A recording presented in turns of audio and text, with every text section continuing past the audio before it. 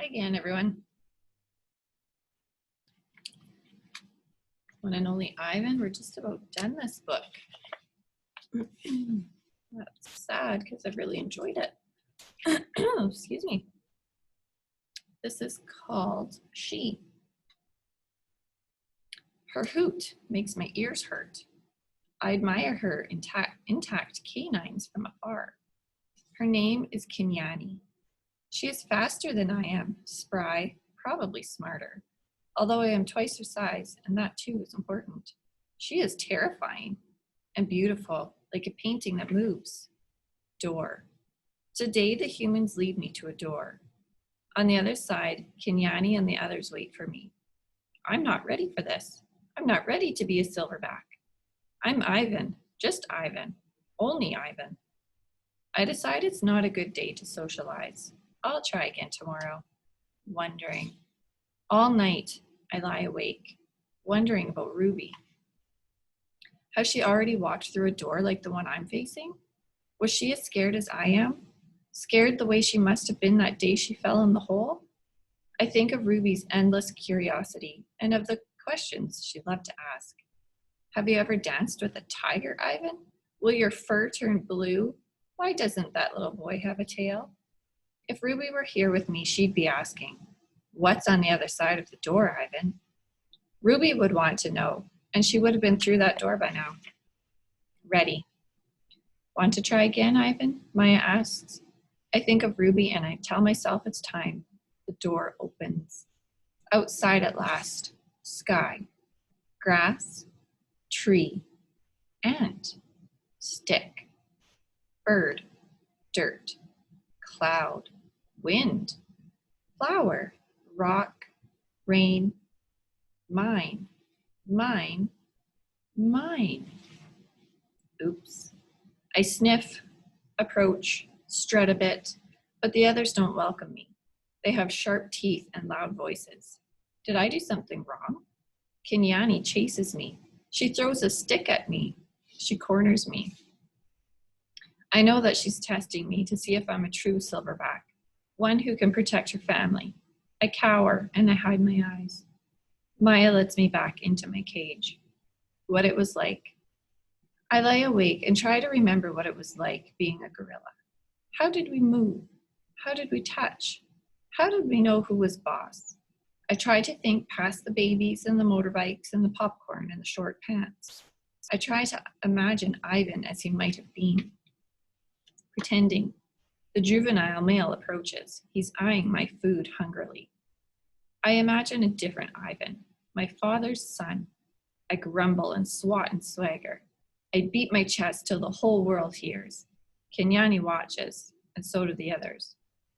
I move toward the young upstart and he retreats, almost if he believes I'm the silverback I'm pretending to be. Nest. I'm making a nest on the ground. It isn't a true jungle nest. The leaves are inferior and the sticks are brittle. They snap when I weave them into place. The others watch, grunting their disapproval. Too small, too flimsy, an ugly thing to see. But when I climb into that leafy cradle, it's like floating on treetop mist. There's a picture of it. Kind of looks like a bird's nest. More TV. Maya wants me to go back to my glass cage. I can tell because she's tempting me toward the door with a trail of tiny marshmallows. I try to ignore her. I don't want to leave the outside. It's a cloudless day and I've found just the right spot for a nap. But I relent when she adds yogurt raisins to the trail. She knows my weaknesses all too well. In the glass cage, the TV is on. It's another nature show, jerky and unfocused. I expect to see gorillas, but none appear. I hear a shrill sound like a toy trumpet. My heart quickens. I rush close to the screen, and there she is, Ruby. She is rolling in a lovely pool of mud with two other young elephants. Another elephant approaches. She towers over Ruby. She strokes Ruby, nudges her. She makes soft noises. They stand side by side, just the way Stella and Ruby used to do. Their trunks entwine. I see something new in Ruby's eyes, and I know what it is. It's joy. I watch the whole thing, and then Maya plays it again for me. And again, at last she turns off the TV and carries it out of the cage. I put my hand to the glass. Maya looks over. Thank you. I tried to say with my eyes, thank you. It. Kenyani ambles toward me. She taps me on the shoulder and Knuckle runs away. I watch her, arms crossed over my chest. I'm careful not to make a sound. I'm not sure what we're doing. She ambles back, shoves at me, dashes past, and then I realize what's happening. We're playing. We're playing tag, and I'm it. Romance. Make eye contact. Show your form. Strut. Grunt. Throw a stick. Grunt some more. Make some moves. Romance is hard work. It looks so easy on TV. I'm not sure I will ever get the hang of it. More about romance. I wish Bob were here. I could use some advice. I try to recall all the romance movies we watched together.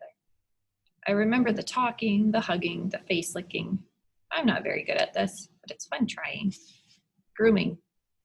Is there anything sweeter than the touch of another as she pulls a dead bug from your fur? Talk. Gorillas aren't chatty like humans, prone to gossip and bad jokes. But now and again, we swap a story under the sun. One day it's my turn. I tell my troop about Mac and Ruby and Bob and Stella and Julia and George, about my mother and father and sister. When I'm done, they look away, silent. Kenyani moves closer. Her shoulders brush mine, and we let the sun soak into our fur. Together. The top of the hill. I've explored every nook and cranny of this place, except for a hill at the far end where workers have been repairing a wall. They're finally gone. They have left behind fresh white brick and a mound of black dirt. While the others laze in the morning sun, I want to explore the hilltop. They've been there before, and I have not. Everything is still fresh to my eyes. I take my time going uphill, savoring the feel of grass on my knuckles. The breeze carries the shouts of children and the drowsy hum of bumblebees. Near the top of the hill is a low-limbed tree, the kind my sister would have loved. The wall is endless, clean and white, stretching far down to the habitats beyond my own. It's high and wide, carefully built to keep us in and others out. This is, after all, still a cage. It rained last night, and the pile of dirt is soft to the touch. I scoop up a handful and breathe in the loamy smell. It's a rich brown color, heavy and cool in my palm. And the wall waits, like an endless blank billboard. That's where we'll leave it. Do you think he's going to paint the wall? I kind of think he's going to. We'll wait and see tomorrow. Bye-bye.